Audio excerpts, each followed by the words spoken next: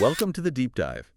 So you shared this list with me, and wow, it really caught my eye. Oh, yeah. Which one? The top 10 most visited museums globally, based on those 2017 figures from Agiko and TE. Ah, right.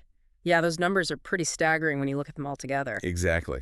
It's more than just numbers, isn't it? It's kind of a window into, what people around the world are really drawn to culturally. For sure. We've got the list, the locations, a hint of what's inside each.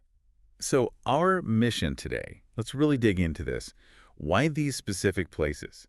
What makes millions of people flock to them? What does it tell us? Let's get into it. Sounds good. Yeah, the sheer volume, we're talking millions and millions, it makes you pause, right? What's the secret sauce? What are they offering? Okay, let's start at the very top. Number one, the Louvre in Paris. Over 8.1 million visitors back in 2017. The classic. Hard to argue with that one being number one. It's the museum for so many people, but the history. Did you know it started as a fortress, like way back in the 12th or 13th century? Right. It wasn't even a museum until, what, 1793? Yeah. It's Yeah. just, that transformation is incredible. From like a military stronghold to this global center for art.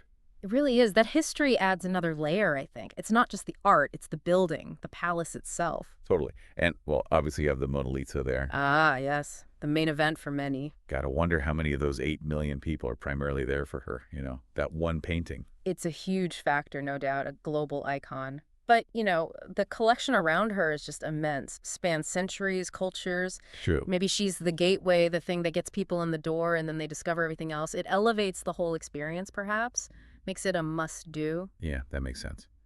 Okay, number two. This is interesting. A shift over to Beijing, China. The National Museum. And look at those numbers, 8.063 million, just barely behind the Louvre. So close. And this was different. It's actually a combination of two museums, right? Yeah. The National Museum of Chinese History and the Chinese Revolution Museum. Exactly. And its location, Tiananmen Square. That's significant. Very deliberate placement, wouldn't you say? Right at the symbolic heart of the nation. Oh, absolutely. It's more than just convenient. It's a statement about the museum's role in, well, presenting China's story, its narrative. Combining ancient history with the revolutionary period. It gives visitors this comprehensive view. A very specific curated view, perhaps, of the nation's past and present. The scale of it, plus the location, that's a powerful draw. Okay, moving on. Number three, we're back in the U.S., Washington, D.C., the National Air and Space Museum. 7 million visitors. Tied with the Met, actually. Also 7 million. Oh, right. Good catch. So air and space. This one, for me, it just sparks that, childhood wonder. Totally get that. Flight, space, it's inherently cool. And it's the actual stuff, the real rockets, the planes that made history, the Wright Flyer, Apollo modules. Exactly. Tangible history, not just pictures or models, but the actual artifacts of human ingenuity pushing boundaries. What is it about seeing that hardware, do you think? Well, I think it taps into something fundamental, doesn't it? That desire to explore, to reach for the stars, seeing the machines that did it. It makes those huge achievements feel real, accessible, inspiring. Yeah, definitely inspiring. Yeah. Okay, so tied with it at number four, also 7 million visitors. You mentioned the Metropolitan Museum of Art, the Met, New York City. The Met, just vast. 19 different departments, the list says. 19. That's almost overwhelming. You could spend days, weeks there. Easily. It's like a global survey of art history under one very large roof, from ancient Egypt to modern masterpieces. So that breadth must be a huge part of the appeal, something for literally everyone. I'd say so. It's encyclopedic. Whatever period, whatever culture's art interests you, chances are the Met has something significant. It becomes this microcosm of human creativity. Makes sense. Okay. Number five takes us somewhere unique, Vatican City. The Vatican Museums. Over 6 million visitors. And didn't the note say it jumped significantly in the rankings around that time? Yeah, it mentioned a jump from 5th to 3rd previously. That's quite a leap. Interesting. Wonder what drove that. Well, the focus is on Catholic history, especially during the Renaissance. So it attracts history buffs, but also, crucially, Catholic pilgrims. Right, that intersection is key. It's a site of profound religious significance and home to some of the world's most famous art, more Michelangelo's Sistine Chapel ceiling being the obvious giant. So you get this blend of pilgrimage and art tourism. Exactly. A unique combination that clearly resonates deeply with millions. Maybe a popular Pope effect or a specific exhibition that year boosted numbers. Hard to say for sure, but the draw is undeniable. Okay, let's hop back to China, Shanghai this time. Number 6, the Shanghai Science and Technology Museum. Also over 6 million visitors. And this one's much newer, right? Opened in 2001. Yep. And the focus is very different: technology, science, and lots of interactive stuff. Ah, the interactive element. That's often huge, especially for families. The notes mention it's particularly appealing to kids. It feels more hands-on than some of the others, learning by doing.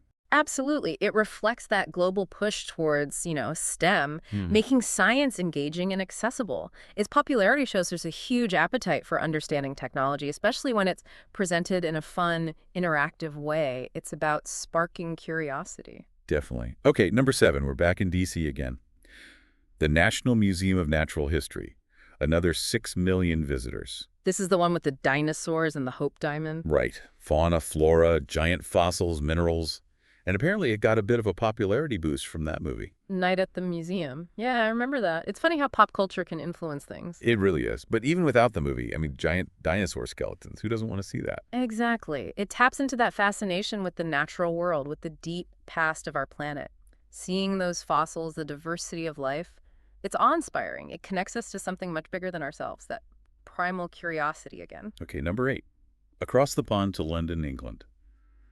The British Museum. Another giant. Over 5 million visitors, and the collection size, 8 million items, is that right? Yeah, something like 8 million objects. Dedicated to preserving history from all over human civilization. It's vast. Truly. It aims to tell the story of humanity through objects.